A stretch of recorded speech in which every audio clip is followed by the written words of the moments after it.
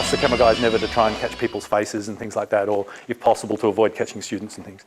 So the net effect though is when you watch the videos on YouTube, essentially it's just me. It's all about Richard, which is this completely unintended consequence. And of course, the course we know from being in it is not about me. It's really about you, and how you're changing and developing and improving and working in teams and making new friends and getting new ideas and all that sort of stuff. And that's the whole point of the whole course, really. So I've been, this year, growing increasingly dissatisfied looking at the YouTube videos, thinking it's just the balance is wrong. It's just all about me, and it should be about the course. But I know you guys are probably shy. So anyway, I had this plan. Long story short, is what I'd quite like to do, and you are welcome to join in or not, is at the end of the course, I would like us, I don't know if anyone's ever seen the end credits to Buckaroo Banzai. So excellent. And essentially what happens at the end of that film is everyone just walks off to some marching music, to a song, Get a Job by Green Day. Is it Green Day? So they march off, and it's quite nice because as you watch it, it's just all the actors just walking off. And so I thought I'd quite like to finish the course like that if you're interested, but I wouldn't be in it at all. I'd take the camera because I think Rupert and Thurston need to be in it, and somehow we'd all just march off. And Jackson said later, is he hanging around? Maybe he, oh yeah. He said maybe that he would give me all his money and his guitars, and that was really kind of you. See, you shouldn't have nodded until you heard what I was saying. He said he might even play the music, so we wouldn't be violating copyright quite as much. So that would be completely awesome. So the plan would be, if you're interested, that we'll just at the end of tomorrow's lecture, before we do the Wizard of Oz event, you're all welcome to stay and watch the Wizard of Oz with us if you'd like. We're going to watch the Wizard of Oz at the end and play Pink Floyd's Dark Side of the Moon at the same time and look for synchronicities. But we'll do that after starting at 4. But before that, at the very end of the lecture, I thought we might just walk out and we'll just play this music, and we might do 2 takes of it. It's just of everyone walking out. Essentially, you've got to practice your rhythm. So we all just march in tune, and we'll be playing very loud Get a Job by Green Day or Billy Joel's Uptown Girl or something like that. And we'll all just march to that beat. But it's more marching, it's more like striding. I mean, just watch Buckaroo Banzai end clip and you'll see what it looks like. And everyone will just walk out doing that. And I'll just try and film it. And maybe as you leave here, we'll just film your legs. But then we thought we'd walk down the main way. But I wouldn't be in it, you see. It's just you guys. And it's like the end of the course, and it's you going off into your things. And if you're happy with it, I thought what I'd do is, as everyone came into frame, I'd just have little arrows darting down with names. So it'd just say, Rob, Ian, Jenny, Peter, just Rupert, Thurston. But if you don't want to do that, you don't have to. But it would be nice just for everyone to realise that the course is, about you guys. So what do you think of that idea? Yeah, it's awesome. But some of you might be too shy to do it. But even if you're shy, try and do it. I'm going to try and persuade the head of school to do it, because it's really him that's made all this possible, having all this faith in us being able to do unusual things. And past tutors that taught you in 1927, I'll try and get them in, because it's sort of about everyone. And if you know people that did 1927 and didn't come onto this course, you can get them to join in as well. And maybe some past tutors will come in, and certainly Rupert and Thurston. And I might even try and get the high school kids that actually did the course, which is the reason we shot the videos, to come along too. And essentially it'd just be everyone just being together. And it would take maybe 20 minutes or something between 4 and 4:20. And we just do it twice. And that'll be it. And then we come back here and watch The Wizard of Oz. So that's the plan. Yes? Sounds all right? So, all right. So more details then. So that's the vague sort of plan. Is this the last course we're going to video? Yeah. This is the end. This is the end of it. I can never video my security course because I slander and libel every person and company and corporation and government in the whole universe, because we spend the whole time just making fun of people doing terrible things and making stupid mistakes. So we can never record that. Okay, so I think we're ready to start now. Now, can I'm still a bit woozy. Did you notice in the last lecture, you might not have noticed, I was just really distracted and kept getting headaches and did I start mumbling and speaking in tongues and doing all sorts of weird stuff? Because I had moments of uneasiness and losing balance and wondering what was going on. And then Wednesday, when I woke up, I couldn't actually get out of bed. I sat up and went, whoa, and sat back down again. And then I thought, I have to go to the toilet. So I got up and I tried to walk down the hall and I kept falling over. I had actually no balance. It was the weirdest thing I've ever experienced in my life. And I had perpetual vertigo, like nausea, car sickness, There's some ear thing, I guess. But for a while I was frightened it was just my brain giving up. And I love my brain so much, I don't want to lose that. I'd rather lose anything else than my brain. So that was quite scary. And so for a couple of days I just spent it in bed, having this glorious time in bed, not actually being able to move my head. But I could type if I jammed my head against the bed head so it was rigid. I should have got my wife to gaffer tape it to the bed. As long as I didn't move my head, I could type. So I sat there programming, which was fun because I haven't had a chance to do that for quite a long time. But I wasn't able to look at the screen, so who knows what I typed or if it worked. So I'm sorry I missed you last Thursday, and Rupert at the last minute got Kai to cover because I wanted to do a concurrency lecture and I've missed doing it now, but Kai did it. Was it a good one? Yeah, he's a fantastic guy. And it's nice that you met Kai. So in a way, that's probably even better than me doing it. And Thurston gave a talk, and was that a good one? Yeah, and it was true Thurston awesomeness. Yeah. And then Liam gave a talk too. And how did that go? Yeah, it was all cool. Oh, good. So that was good. I was really pleased with that. It does mean we have a little bit less time to do the things I wanted to do, and I'm also a bit scatty today, so we'll move it slower than normal pace. So let's just bear with me and see how we go. I wanted to start by saying well done to everyone. And really, I wanted to say that last week. After the lecture on Tuesday, I went down to see John's lab, and I watched as the games were played there, and he was marking them and reviewing them. And I was so amazed at the quality of the work that everyone did. It was just fantastic. I went home on a real high and then had a brain hemorrhage. But it was just fantastic. I was so proud of you all. Now, some of you didn't get your code to work. Some people didn't pass acceptance tests. It looks like it's about nearly maybe 20% of the teams didn't get the acceptance test to work. But actually, that's quite good for such an ambitious project. If you didn't get it to work at all, that's okay. And I sense it's probably they're the people that aren't here now, because I notice there's lots of people not here. Because, why do you think it's okay if you didn't get it to work? Can anyone hazard a guess? You got something done? Yeah. It sort of relates to what the course is about. And at the end, I'm going to ask you what you thought the course was about, just to see if you could work it out. But one of the aspects of what the course was about was this, that we're interested in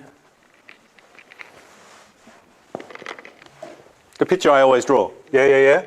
You've got a problem, you've got a solution, you need to go between them, and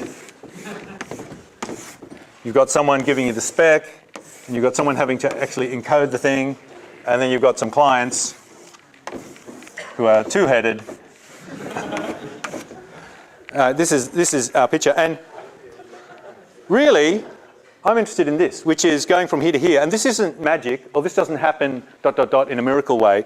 This is a process, and it's a lot of hard work going from here to here. And one of the things we've been talking about in this course, and hopefully teaching you through practice as well as just talking about it, is how do you actually go through design? How do you actually go through this process of going from one to the other? How do you, in a sense, design your programming, design your work, design your approach to work, so at the end, you get what you want, which is a working program or something like that. Now, and so you'll notice the assessment for the project, for example, there's surprisingly few marks for getting the damn thing to work.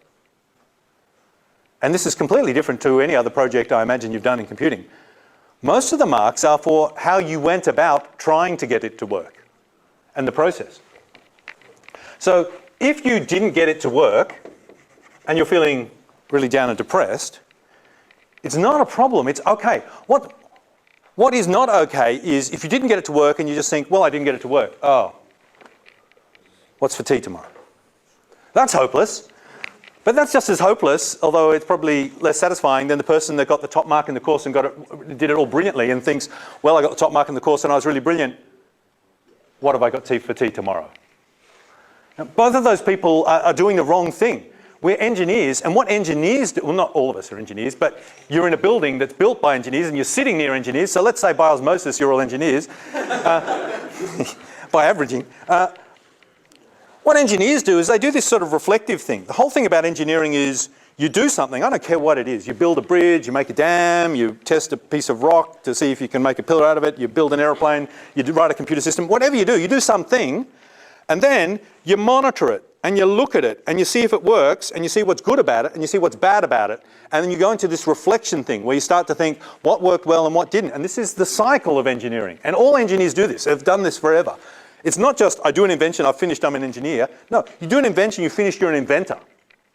If you're an engineer, you do an invention, you build it, and then you look at it and you try and break it and you watch it and you see how people do it and you think, how could I have done that better? This is part of being an engineer. And we're always thinking, how could I have done that better? What can I learn from that? So if you wrote your program and it didn't work, well then you are in a sense very lucky because you've obviously, there's something that you haven't quite mastered about the art of writing programs yet, about the art of writing programs and having them delivered on time and work. I mean, I'm sure you can do syntax and things like that. But you know it because you've got this flag that said, oh, my project didn't work. And you've just got an experiment you ran where it didn't work. And you can now, if you think about it, start to think, why not? What went wrong? How can I fix it up next time? And if you think, what didn't work and how can I fix it up? You've achieved what my dreams are for you more than my wildest dreams are for you, actually, because it's very hard to get people to do that. And if you make it work, it's even harder to think about it because you might just think, it worked because I'm clever. No, it didn't work because you're clever. That might be part of it, but there's all these other essential ingredients. And maybe the problem wasn't large enough or hard enough that the weaknesses in the way you approach problems were revealed. Maybe your cleverness was able to mask the fundamental flaws in the ways you approach solving problems. So in a sense, you're worse off because you might not realize, yeah, I got it, but I was lucky. And were the program 100 times more complex or 100 times more intelligent, I wouldn't have got it. So I want everyone, please, to go through reflection. And if it didn't work, well, you're very lucky. It's like group work, though it's so painful when it doesn't work. But if it doesn't work, what you should always be thinking with group work is, why didn't it work? How would I do it differently if I could have my time again? Now, this drives my wife nuts, I've got to say. What did you say? What did he say? A different group member? Who was your group member? Put up your hand if you were his group member. You were his group. Jade was his group member. Oh, come on, guys. What do we think of that? Oh, no, I'm just pointing at you, though. Yeah. It was him. It's him. Please. That wasn't me. Yeah. Okay. No. You rarely are able to change group members or change their brains or change anything about them. So, really, that's a challenge. That's a challenge at work. A friend of mine's having a hard time at work at the moment. He's not getting on with his boss. Okay, it's not fair. It's not right. And his boss is a dick, it sounds like, from his point of the story. And my friend's in this horrible situation where he's got this dick of a boss making his life really miserable. But this sort of stuff happens all the time. And what you've got to do is think, okay, I've got a problem. How do I solve it? And he's now got to think of all these strategies that lucky people like me who have fantastic bosses don't have to worry about. Fantastic bosses. I do. I'm joking, but my boss is actually fantastic. He's about to retire, Paul Compton, the head of school. This is his last semester as head of school, and he's just, I can't imagine having such a good boss. He's so cool. So he's got to deal with this problem too. So essentially, when things go wrong, you can cry about it and whinge about it and do all those sort of things, and they make you feel better. So go ahead, do them. But at the end of the day, you've got to solve the problem somehow. And so when but it's not that we like putting you in unpleasant situations, but if your group work isn't working, you've got to work out how to solve it.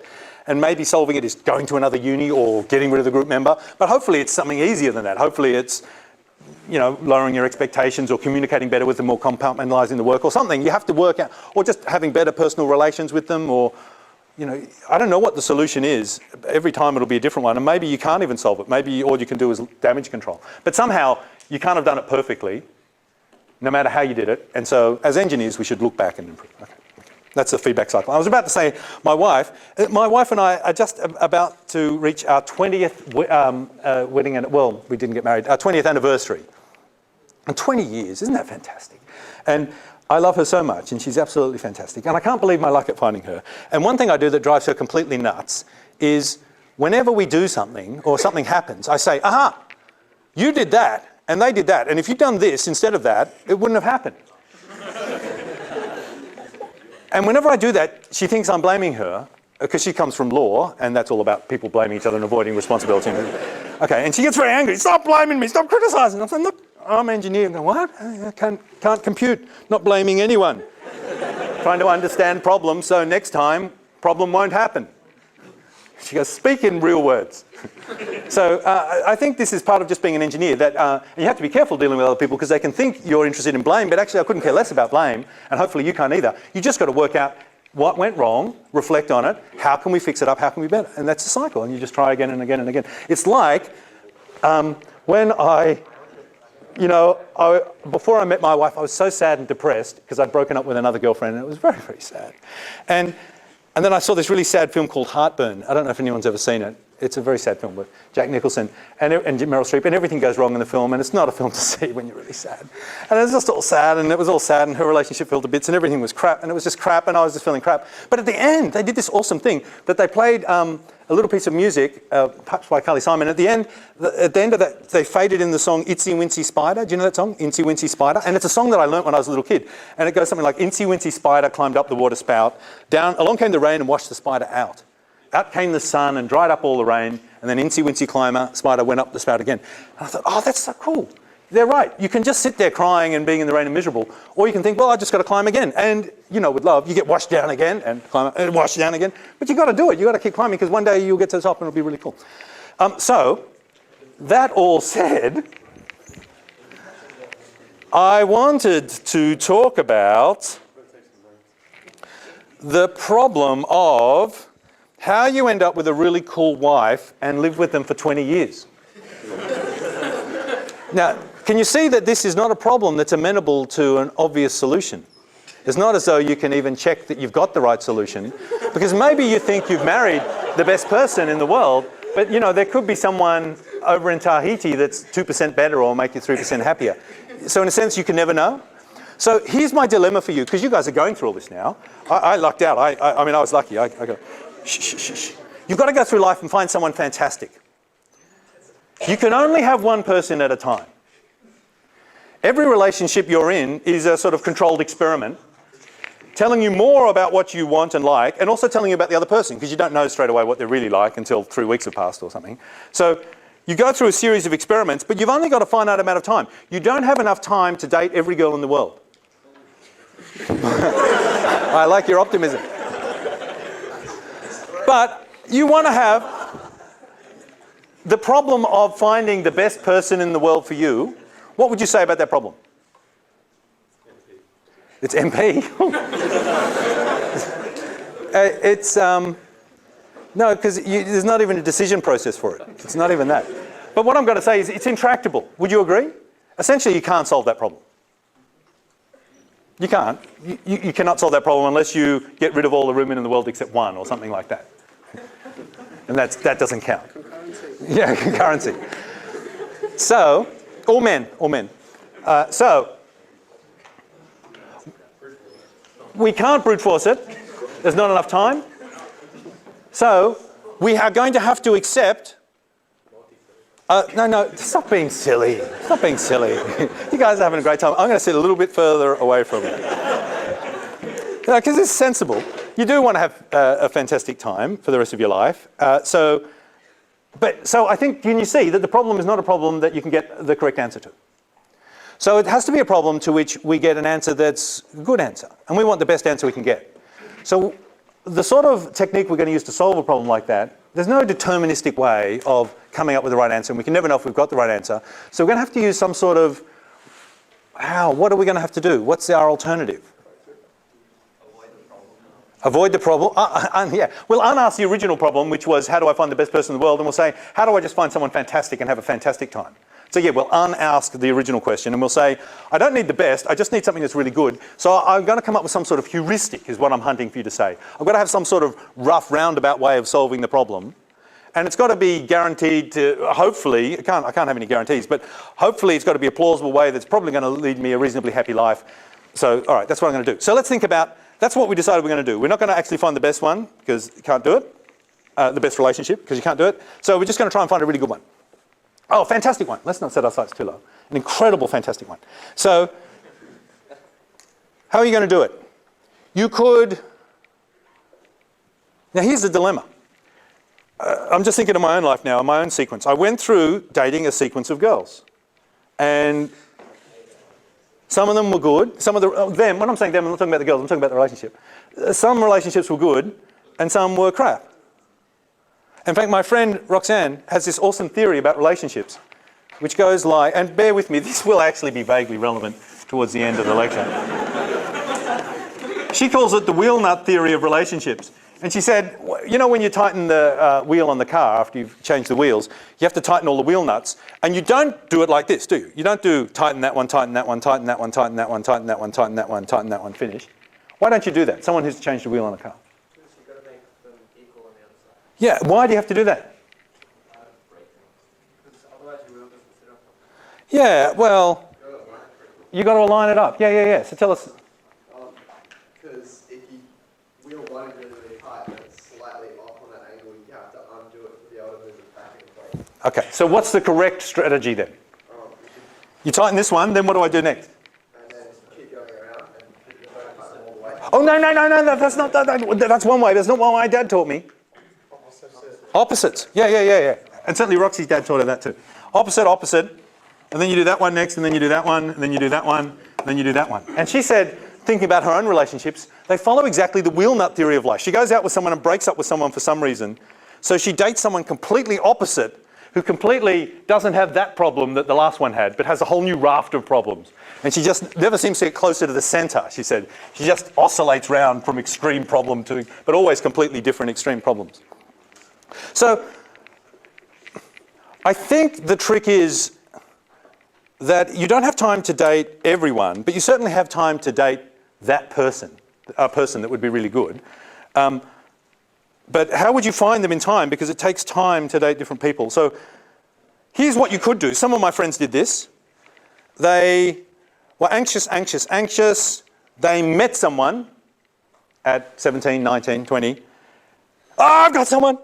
And then you're reasonable. And the person would say, you're reasonable too. And this has actually weirdly happened to all my Christian friends. Within I think 20 minutes of the first person grabbing someone else, everyone in the group grabbed someone because the numbers were disappearing really fast. And you had to be quick or there wouldn't be anyone of the other gender left. And so within 20 minutes, everyone was married.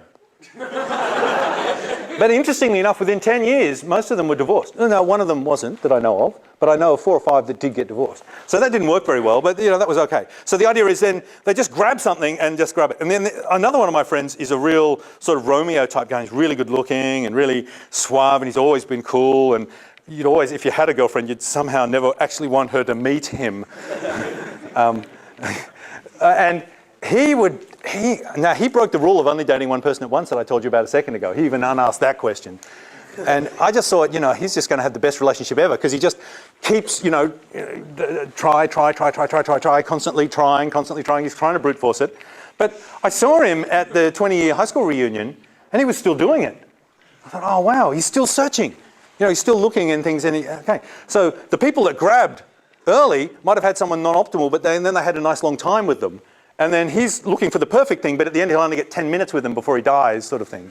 So both those strategies are wrong. So what is the right strategy? What do you think? You guys tell me. How can you do it?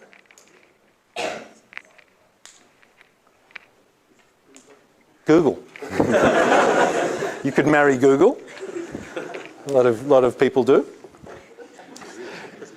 A lot of ex-students from here do. So I reckon basically what you've got to do is early on, you can be quite fickle. Say for some period, 5 years or 10 years, when you start dating, depending on when you start, you probably can have a reasonable turnover. And try this and try this. And if this is good but not fantastic, stuff it. We'll try for more. Keep going. But then as time starts going on and you get older, you've got to actually have a stronger reason for giving it up because time's running out and people are getting married or dying. And so towards the end, once you've got someone towards the end, like when you're much older, maybe when you're 30 or something, don't let go of them for any reason unless someone really incredibly fantastic comes, and even then, probably stay with them, sort of thing. So the idea is I think you need a change in strategy over the duration. Would you agree with that? At first, an exploratory sort of thing, just gathering information and you should never marry your first girlfriend or boyfriend. That's a dumb idea. That's the only rule I know about relationships. You're not allowed to marry them. But So you keep chopping and changing, but then after a while you settle down and you get more and more stuck, and then it should take a lot to move you towards the end. All right, so we converge. Does that make sense? Okay, I'm saying it over and over again. All right, so let's look at, remember we talked about various ways of solving problems and we categorized them into different design strategies, different ways of coming up with algorithms, designing algorithms. And we had the brute force first of all. Now the brute force is lovely for lots of things, but if the problem space is too big, like the last example, I was just giving you can't brute force it. And sadly, often brute force is just not possible. Otherwise it would be a lovely and beautiful way of solving problems. So we can't brute force, what do we fall back on next? Binary search? How does that work? Can't think of how that would work. Okay, you can't brute force. I'm not actually thinking about the dating problem here. I'm just thinking about problems in general. Yeah.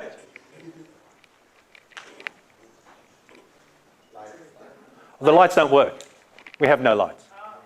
Yeah. I tried to turn the lights on before. We're light free. We could. We have a ridiculous light.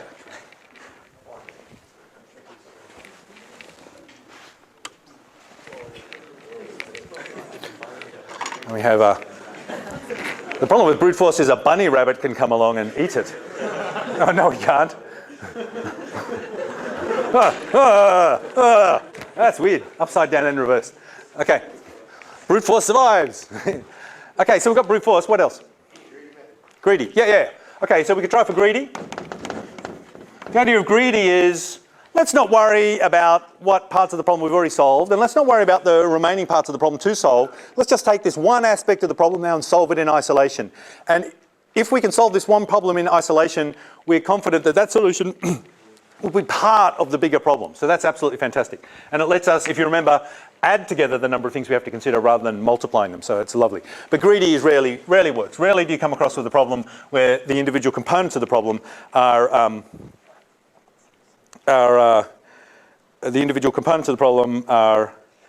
able to be solved in isolation in that way, are so completely independent of each other, essentially that you could parallelize it. Yeah, it's concurrency. Very rarely do we get embarrassing parallelism. Now, I actually think we've skipped a step here, by the way. Before we started thinking of actual methods, there was something else we could do after brute force, even before brute force, maybe. Someone already said it. What was the first thing we should try and do? Unask the question. Yeah. Let's unask the question if we can. Do we really have to do this? Okay, we do. Does brute force work? No, it doesn't. Bugger. Okay. And then we came up with a list of things. And remember I divided them, you might not, it was a long time ago, into two categories. I said there were problem-solving techniques that involved in breaking the problem into subproblems and solving the subproblems. And we saw greedy. What else did we see? Divide and conquer. What else? Dynamic programming.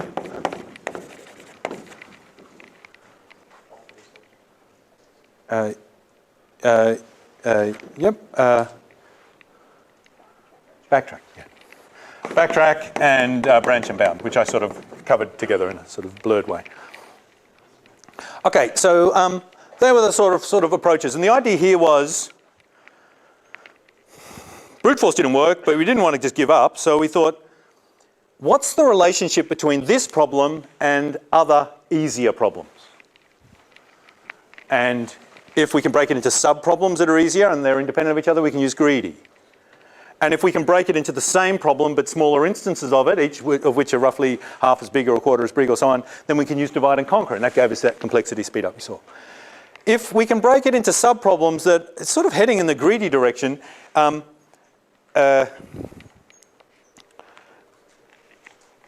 it's not the case that, I should talk about dynamic programming, by the way. I had a dynamic programming lecture you were going to see last Thursday and I didn't give it.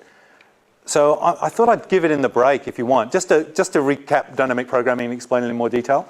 I thought I'd give it in the break. Anyone who wants is welcome to come watch it, and we'll call it and whack it up, so you don't have to come in and then you can just watch it. So we'll do that quite soon, in the next, maybe in about 10 days from now, if you're interested. Is anyone interested in that? Does that sound good? So I am aware that we jumped over dynamic programming. You saw a bit of it. You actually saw everything you needed to know, but I just didn't hit you with some hard examples at the end to sort of make you put it in context. It's unfortunate. So I'll show you that over the break. But dynamic programming essentially is saying, It's essentially a problem which has a lack of memory property. So it doesn't sort of matter if you can get halfway through the problem. It doesn't matter if the problem is such, so this is an attribute of the problem, if the problem is such that when you're halfway through it, it doesn't matter how you got to that halfway point, all you have to know is how to solve the rest, and it's independent of how you got there, then it's a problem that's amenable to dynamic programming. And if the subproblems all overlap, if you have multiple repeated ones, then dynamic programming gives you a huge speed up. So they're the two things. Does dynamic programming even work? Well, it's got to have that thing we call optimal substructure, which is essentially to solve the subproblems that you're breaking it into. The solutions for those have to be valid solutions for the big problem when we combine it together. And so an example of that would be, I'm being tricked into giving the dynamic programming lecture, so I won't. I'll just skip on a little bit. Actually, let's not talk about that. And then the last thing was backtracking, branch and bound, which is if we can build the problem up incrementally, and at least we can get information of early failure as we're building up the problem.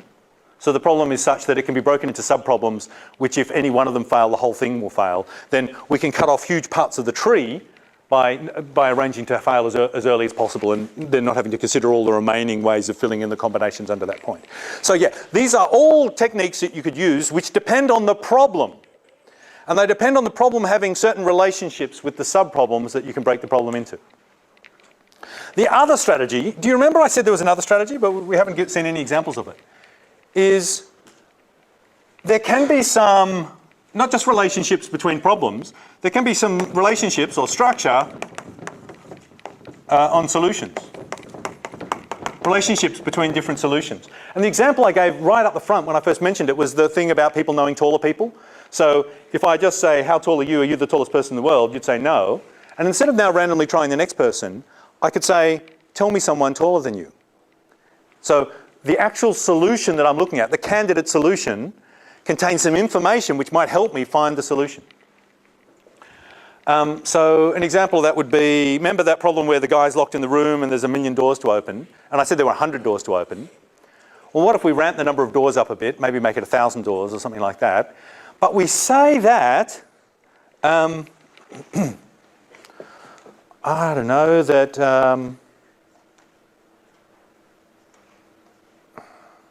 there's some sort of, the door to freedom, there's been a nuclear holocaust, maybe. This is sad, I'm sorry.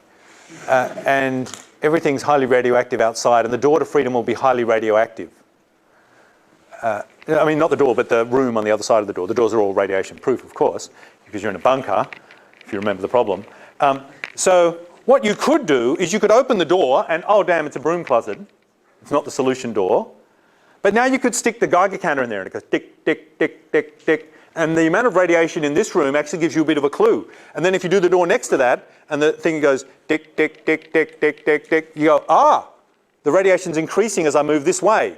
And you go to the next door, tick, tick, tick, tick, tick, tick, tick, and the next door, tick, tick, tick. And then maybe you can now divide and conquer a bit, I guess, sort of zooming in on it. You don't have to try every door in turn. But the idea is that the solutions that you're trying, the candidate solutions, are giving you some information about the real solution. The solutions aren't all living independently of each other. There's some structure between them. In this case, that there's more radiation between them.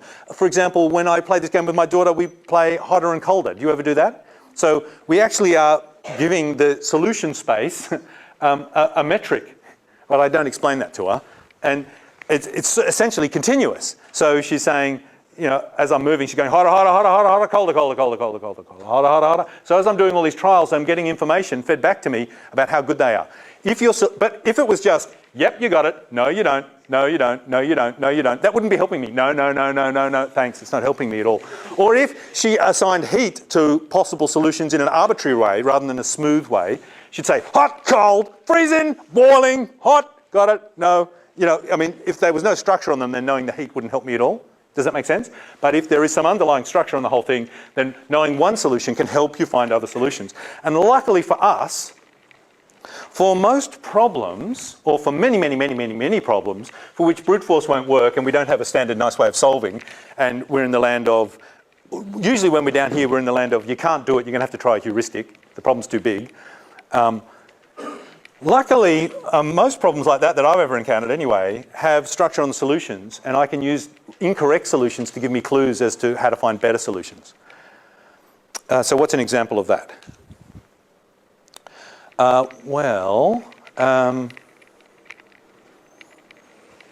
What about you date someone who's non-materialistic, is has a range of properties, and is incredibly attractive.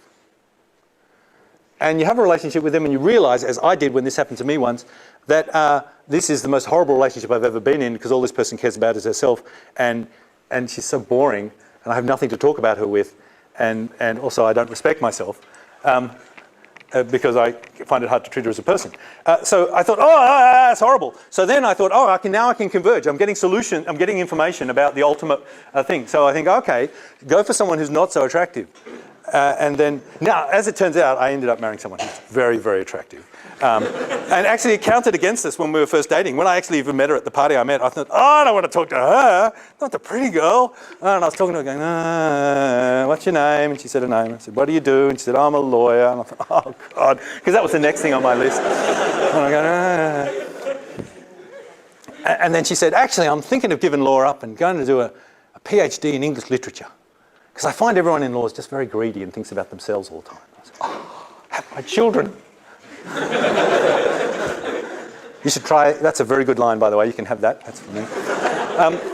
So basically, can you see that as you try different people, you get clues about particular things. Now, people aren't exactly smooth, and the space isn't smooth, and it's hard to measure, everything's not measurable, and so on and so on. But I think after a while, you start to get, as you had a series of relationships, you might start to get an indication of things to avoid, and things that are working for you, and things that are good. So it's possible that your mistakes will actually help you, rather than just being mistakes, move on, have what's for dinner, they'll probably actually give you some information that will help you converge on a better solution, okay? I can't think of other examples, but I'm sure you might be able to if you thought hard. Okay, so I now have an exercise for you. It's, you're inside a war game. I only know one computer game, and I got so addicted to it that I told my wife I'm never, ever, ever allowed to buy another computer game ever again. And I just can't touch a computer because I waste all my time playing this stupid game. And it's very addictive. So I've only ever played one computer game in my life, other than Pong. And this game is, you don't even have to know what it's called. But the interesting thing about this game is there's this thing over it, which at the time was so amazing, which is called the fog of war. Does anyone know the fog of war? And the fog of war, in addition to being an awesome film, is essentially, well, someone tell us, what's the fog of war? You can't see things. That's right. It's actually a real phrase that generals actually use. The fog of war is things are out there, but you can't know what's there. So I'm moving around this land with my little men doing, or women doing stuff, but I don't know what the land looks like. I don't know the terrain. I don't know where the other people are. But as I move over an area, it becomes known to me. And so there's little trails that start to appear on the big, I've got a big map. It slowly gets filled in as I move around because I start to get more and more information. Okay, I want you to be in this game. You're in this game. You've got to find the highest mountain in this land, or the highest point in the land. But the fog of war is there, so everything's black. You can see, it's like when you go walking in the snowy mountains and they actually do have a fog, though there's no war there. It's weird when you're there because you can see 2 feet all around you and that's it. And you're thinking, it's not going to move. It's not good. So, all right, you're doing this, but somehow with the fog of war, as you move, you can remember everything perfectly. So the fog's gone where you've left behind. So you're not going to get lost. What strategy would you take? You've got to find the highest spot. You're just standing on a random bit. Now, here's the characteristic of the problem, by the way. Brute force isn't going to work. There's not enough time for you to visit every point. However, it's a feasible problem because there is enough time for you to visit any point. Okay, imagine we're living somewhere between those two things. These are the bounds we need for this sort of thing to work. We can reach any point, but we can't reach every point. If we can reach every point, we can brute force it. If we can't reach, if there's certain points we can't reach, then, give up. We can't even, if they're the good one, we're not going to get there. Anyway, go on. How would you do it? So you're standing there. I'll just walk around. You just walk around a bit. Okay, it goes up a bit. It goes down a bit. Up a bit. Down a bit. Up a bit. Down a bit. Oh, you're back to where you started. What do you do now? Or someone else. I don't mean to pick on you. Anyone. Just a random person in the game. What are you going to do? Keep walking. Oh, okay. I go up a bit. Down a bit. Oh, that's no good. Go back up a bit. I head in this direction from the up point. Down. Oh, that's no good. Oh, level. Oh, that's sounding better. Up a bit more. Okay. Up a bit more. Down. Oh, no. Up a bit more. You're doing this? Yeah, yeah. What are you actually doing? We're doing hill climbing. Okay. But you can see, we don't have information about the global problem, but every sample solution we try gives us local information. And because we're living in a land where topology is reasonably smooth, it's not as though the world is made of points at random height, just jumbled in amongst each other like the organs, pipe organs on a pipe organ. Thank you. You know, just all jumbly. You know, everything's sort of smooth, so we can use information about where we are to get hints about the next place. So we can hill climb, we go up. Oh, we can actually do it here. So we're going up. And I get to a point then where in every direction I go from here is down. So I've reached a local maxima. Am I at the highest point? What are you going to do? What are you going to do? There's some massive reward. The higher you get, the bigger the reward is. At the end, you get more Mars bars or something if you're higher. So you have this strong incentive to get as high as you can, but you don't want to be stuck at a low point when the game finishes, because the game's only going to last 10 minutes. So what are you going to do? Randomly go somewhere else. Randomly go somewhere else? Yeah, you can still see behind you, so you know where the local maximum is, so you might as well search while you still have time. You might as well search a bit more, move away from where you are. Anything bigger than your previous local maximum. Leave enough time to run back to that spot. Can you see this is essentially the dating problem? That early on, when you got long time before the end of the game, you find a local maximum, you think, yeah, maybe this is the best, shall I stay here? No, I'm going to go explore a bit more. But towards the end, you get a bit more cautious. You're thinking, this is pretty good. Oh, it's the highest I've ever been. I've only got 4 minutes left. If I go down, it's going to take me more than 4 minutes to get back up here. But maybe there's a more fantastic place over there, though there can't be more or less by what I just said then, can there? But anyway, suppose... Anyway, it's not a perfect example, I now realise. But can you see that towards the end you probably get more conservative, less likely to leave, less likely to say, you're dropped. Yeah, maybe you can't ever go back. Maybe that's the story. You dump someone, there's no going back.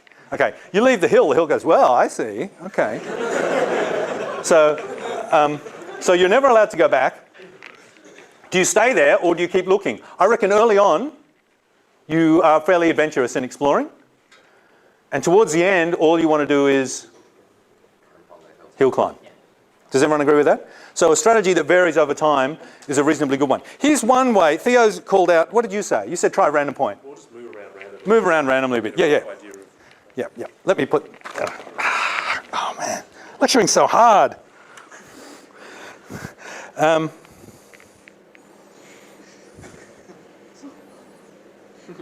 can't remember. The light has erased my mind. So attractive. That's right. That's what I meant in black. Okay. There's something called stochastic gradient descent, which is this. Stochastic means like random, means like jump around, guess around a bit. Randomness is lovely, isn't it? We use randomness to solve lots of problems. When you can't solve it in a deterministic way, like going through every single step, it's amazing how often in computing a bit of randomness helps you solve the problem. It adds a bit of spice to the problem. My favourite randomness story is by a science fiction writer called Stanislaw Lem, who, has anyone read any Stanislaw Lem stories? You should. He's so awesomely good. You have? Oh, what does that mean? I have the book. I have Solaris. Yeah. Solaris is probably his least interesting, though they did make an awesome film out of it. Yeah. And then George Clooney made a film out of it too, I think. Yeah. Yeah, the first film was amazing. That does go on forever. I think the credits last 29 minutes. Yeah, the Russian one's awesome. It's fantastic, isn't it? Yeah. But it is very slow. It's very, very slow. So Stanislaw Lem is this awesome writer that we don't expose too much, we don't get to see much of in English, but he's been translated really well. And one of his stories, it's a funny space thing. There's some people, the guys are having all these space adventures and they get caught by a pirate. And this pirate loves information. For him, information is like gold. And he goes through their ship, stealing all their data and their information. And he's going to sacrifice them or do something bad to them. And the hero of the story says, wait, I will give you the miraculous information genie. And he said, what's an information genie? And he said, oh, you've never heard of it, you'll love it. And how an information genie works is like this. You get a bottle, and inside the bottle you put some gas. And the gas molecules move in Brownian motion, and they just bounce around. And if you look at their trajectories, just somehow, just by randomness, occasionally, a trajectory might spell a letter. But that's, normally it won't, but sometimes it will, but there's so many bazillion gas molecules in the jar, and they're moving around so quickly that although at any split second in time, at split point, the chance of a letter occurring is quite low. Overall, there's this huge number of letters being constantly written out. And sometimes those letters just happen to fit together, not very often, to make words. And sometimes those words, not very often, but it happens all the time, if you've got enough molecules, fit together to make sentences. Now, normally those sentences, if they're propositions, are wrong. They just say rubbish. But occasionally, and this happens all the time because of the numbers of things involved, they actually say a sentence and it's a proposition and it's true. They say a true piece of information. And then he says, and I've got this little genie, and here he quickly brushes over the interesting part. Modern technology, William. He says, I've got this little genie that looks in the bottle, and whenever something true is written, it writes it on a piece of paper. It's what we call an oracle in computer science. And the pirate says, build it for me, show me, whatever, give it to me. And the guy does, and he scribbles on the piece of paper, and then instantly it starts writing, and it says, the traffic light at the intersection of Parramatta Road and thingy has a broken amber light in it at the moment. He goes, oh, that's amazing. And it starts saying all this true stuff. And the pirate just entranced. He can't walk away because although none of the true stuff's particularly interesting, he's frightened that if he turns away, something brilliant will appear, some amazing truth about the universe will appear. So they can all escape while the poor pirate stays there and starves to death because he can never take his eyes off the paper. And all that ever comes out is a whole lot of really banal truths about really boring things like 1 + 1 is 2. Susan brushed her hair this morning. You know, just a whole lot of things that I'm interesting. Okay, so that's randomness. Now, there's this notion of a stochastic sort of iterated search where I pick a random point and then I hill climb. Then I pick another random point and I hill climb. And I pick another random point and I hill climb. I spend all my time doing that. So I'm adventurous and then I do the incremental thing. And that's a reasonable strategy. But I'm going to show you a better one. Okay? But that's a reasonable, I'm not saying that's what you said, but that's one instance of what you said. The strategy I want to show you, because I love it so much, it's my favorite in the whole world, is called simulated annealing.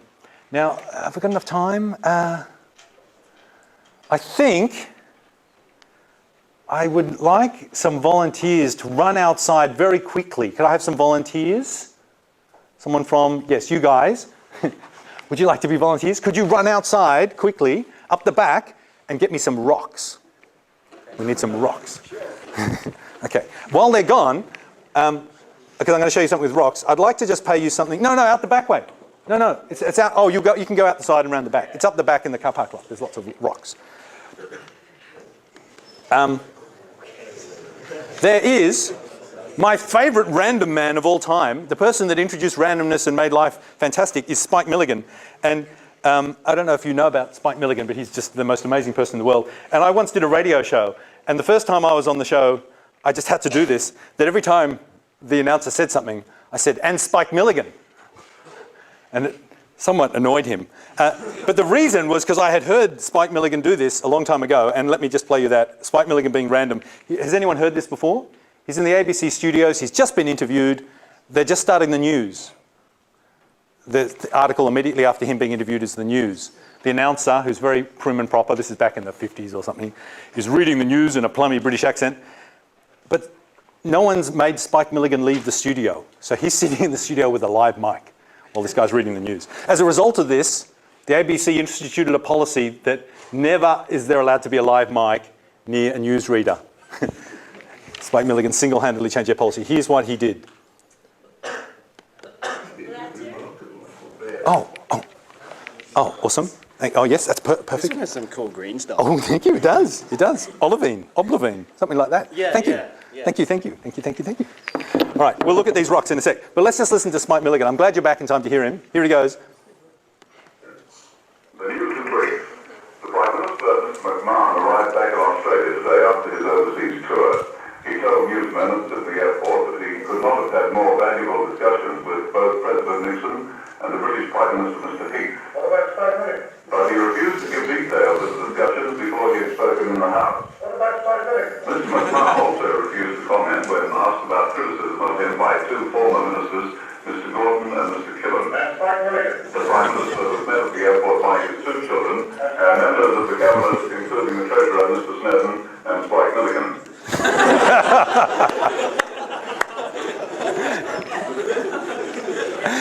It's very good.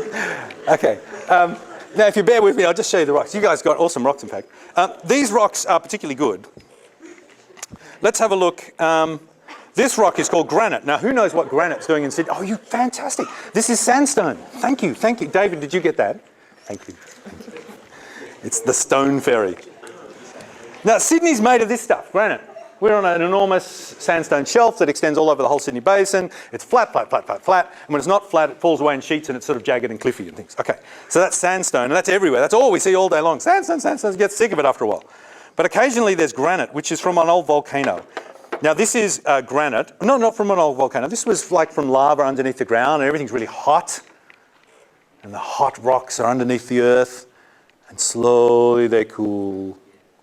And then after a while, erosion strips off all the rock on top of them, and the rocks from underneath are exposed to the outside world, and we can see them. And this is an example of that, and you might just want to look at that.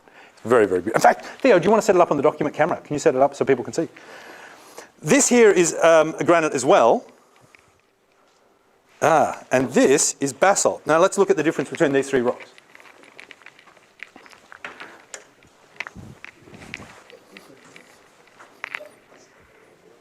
Is that working? Let's put the screen down.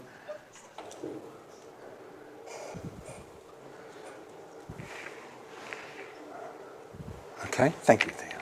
Thank you. It's on. Yeah, there's a light I can turn on as well. There we go. Can you see? Here we go. This is granite. See what you notice about it, and then you can look at it during the break. Let's just fade it down a little bit.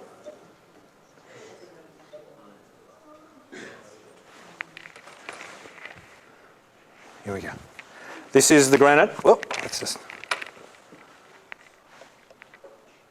I'm going to zoom in on it. Can you see? Oh, you can't see it very well. I wonder if you can notice that there's little blacky blobby bits. You might not be able to see there's little green blobby bits and little white blobby bits. It's mica, crystals, quartz. Can you see a shiny bit as I wave it? That's the face of one of the crystals in there. Can you see it shining around the middle? That's a little quartz crystal, I think. It's mica, feldspar. This is another piece of granite. But this is different. Here's a broken off bit. What's the difference between the two? Do you notice?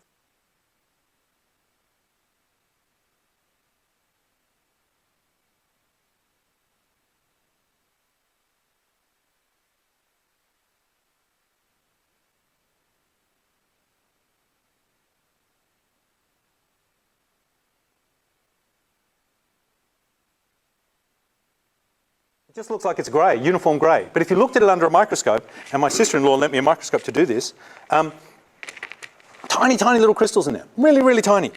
Now, they actually have different composition. They've got different minerals in them. But the important thing to notice is the crystal size is different between all three. Does anyone know why? Oh, so where does basalt come from? From volcanoes. It's the lava-y bit that comes out. It's extruded and it hardens and it turns into basalt. And the granite is the deep down stuff. And that never comes up. It's intrusive. It's inside. It cools slowly. It turns out that if you cool something really slowly that has a propensity to form crystals, it forms great whopping big crystals. And if you cool something really quickly that has a propensity to form crystals, it forms tiny microscopic crystals. In fact, we do this with metal all the time. If you heat up steel and make it very, very hot, and then suddenly put it in the water, that's called quenching. As you heat it up, everything becomes liquid, and the components of there's various different components inside the steel, and they're all capable of forming crystal structure, but they become sort of liquid and mobile and plastic, and they all move around, and their structure's amorphous, and who knows what it is. Then stuck it in water, and suddenly everything freezes. It forms bazillions of tiny, tiny little crystals. It makes it strong, but very, very brittle. If you then heat it up a little bit more, not too much, and let it cool down reasonably slowly, the crystals get a bit larger, and that's called tempering. And that makes it stronger, but still a bit flexible. If you heat it up a whole lot, like if it's brass, different metals behave differently. If you heat brass up really, really hot, I know we used to do this at school, and then let it cool really slowly, what changes to it? Does anyone know? The crystal structure of the metal becomes quite large. It forms large crystals. And in brass, this means, for brass, that the metal becomes very soft and pliable. It's called annealing. Has anyone heard of annealing? And when it's like that, you can beat it into shapes and make things out of it, and then heat it up and quench it or temper it or something, and maybe you can make it hard again. I don't know actually if you can quench brass. I don't think you can. But anyway, some other metal then. So why is it that when things cool down slowly, they make big crystals, and when things cool down really, really quickly, like lava comes out to the surface of the Earth, whoa, it's cold out here, woo, they harden really relatively fast, they make tiny crystals. What do you think it is? Does anyone know anything about crystals? I don't know much about crystals. Yeah. They need time to grow? In a sense, I guess that's the answer. Though I think it's quite a complex set of things happening behind the scenes. Essentially, the structure of a crystal has lower entropy, lower energy in it than a non-crystal. And the bigger the crystal, the lower energy in it. And you know the second law of thermodynamics is everything's moving, trying to shed its energy, trying to shed its heat. So naturally, everything would love to form big crystals because that's a low energy state. That's a very stable state. It loves that. But it's quite hard to form a crystal because if you're, I don't know, a little atom of feldspar in here, there's all these little atoms of quartz and little molecules or whatever they are, little bits of feldspar and little bits of quartz and little bits of mica. They're all drifting around and you want to find other ones, but you're being bumped into all the time and it's very hard. And maybe if just by Brownian motion, by sheer coincidence, all the feldspar happened to end up here, all the mica bounced around in the liquid stuff and ended up here, and all the quartz bounced around and ended up here, then as it hardened, they'd all form enormous, you'd get 3 big crystals. But actually, Brownian motion doesn't happen like that. It tends that everyone's all jumbled up completely randomly. So we have this randomness going on, and it's, although feasible, it's possible, it is possible for all the particles, there is a path that will take them to a spot where they all join together and all separate. So they can do that. But if you're going to brute force all possible solutions, if the molecules are bouncing around through every configuration with equal likelihood, the chance of actually that happening is infinitesimally small. So although they would love to be next to each other forming a crystal, and were they to get to that state, they'd be very happy about it, it's very hard for them to find each other and to bump into each other and join. And I guess if you slow down quickly, you're sort of saying, you don't have time to search for each other, guys. Whoop, just take the best you got now and that's it. You're stuck with it. So metallurgists, to make metal annealed, will heat it up to a very, very hot point where everything's moving around and bouncing around randomly. And then they will slowly, in a scientific and completely controlled environment, reduce the temperature very slightly. And they will let all the crystals eventually reach a thermodynamic equilibrium at that temperature. And then they will reduce it a bit more. And then they'll reduce it a bit more. And they'll, through a series of steps called the temperature schedule, they'll gradually bring the temperature down. And when it gets to the bottom, when we reach, well, I guess they don't go to absolute zero, but when it gets down low enough, everyone is fixed in shape. It's like normal metal and people don't move anymore and the crystal structure's committed to and we're stuck with it. And they do it slowly like that and that gives them big crystals. Now, can you see, in a sense, this is sort of the same as the girlfriend problem and the hill climbing problem and the da-da-da-da-da-da-da. That the strategies that the particles are using as they're moving around to form the crystals are this. At high temperatures, they've got lots and lots of energy and excitement in them. And even if they've found a reasonably big lump of them and they're all happy together, there's enough energy that one of them might just go, oh, I'm out of here anyway, I don't care. Maybe there's something better over here. So they all bounce around quite a lot, looking for really good solutions. And then as the temperature has dropped down and there's less heat in the environment around them, there's less heat bombarding them and making them excited and making them vibrate and making them move and all that sort of stuff, they're less likely, if they're in a reasonably good spot, to leave it.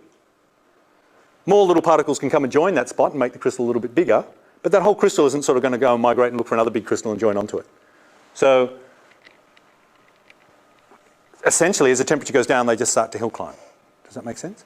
And that, through nature, is quite bizarrely a lovely way of solving a problem, forming big crystals, which you'd think would be hard to do, but it just happens automatically as long as the temperature goes down really, really slowly. And at the break, you can look at these if you want. Now, sandstone, you can heat it up as much as you want. It's just a lump of sand. Beautiful though, isn't it? It's very nice. Sydney Uni is made out of this stuff, and I think it makes it 20% smarter. Because, you know, just walking around in an old sandstone place makes you feel good. And I saw today as I was walking up our main aisle, because we're a much more recent modern uni, as you know, we've got lots of granite.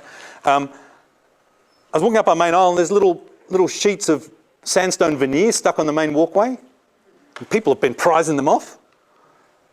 Underneath is just brick. I thought, that's my uni. Okay, all right, so we're going to take a break. After the break, we're going to return and we're going to look at this general strategy we've seen, which is we want to find an optimum. It's going to be related to other optimums. We're going to do it by at first being really adventurous, and then we're going to, through a gradual series of cooling down, or getting older, we're going to become more and more conservative and less likely to change our minds about stuff, and we're going to start to hill climb. Okay? All right, let's just take a break now.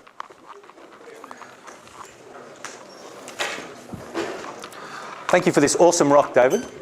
Thank you guys for these rocks. These are fantastic. Anyone that wants to look at these incredible rocks, these guys got it. Can this connect to show? No, I didn't bring a dongle, but that